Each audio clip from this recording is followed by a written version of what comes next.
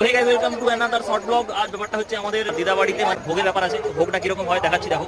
একটা বিপুল জনগণ, মেলা হচ্ছে, জাস্ট দেখো। এখানে মেলা লেগেছে না, ভোগ হচ্ছে ধরতে পারবে না। আমাদের শীতলা মায়ের ভোগ হয়, যেখানে বিভিন্ন অ্যামাউন্টের কুপন কেটে বিভিন্ন পাড়া মিলে গ্রামের পুজো হয়, তো সেইখান থেকে দেওয়া হয় ভোগটা। তো যাই হোক, এইরকম বিভিন্ন পরিবেশ, সবাই বসে আছে লাইন ধরে। এইখানে এবার একে একে করে ভাত, ডাল, বাকি যা যা আছে প্রসাদ সব দেওয়া হবে। থেকে রান্না শুরু হয়, রান্নার প্রস্তুতি পর্ব এখানে হয়। বিপুল রান্নাবান্না শেষ হয়ে গেছে, তো সেই কারণে দেখো কড়াটা খালি সাইজে দেখে যায়, একটা গাড়ি নিয়ে কড়ার কড়া।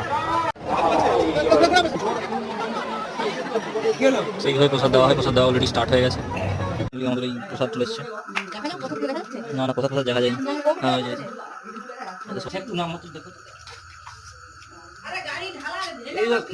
বল বল বল, তাহলে পাগলু বল, কেমন লাগছে? কেমন লাগছে? शाबाश बेटा।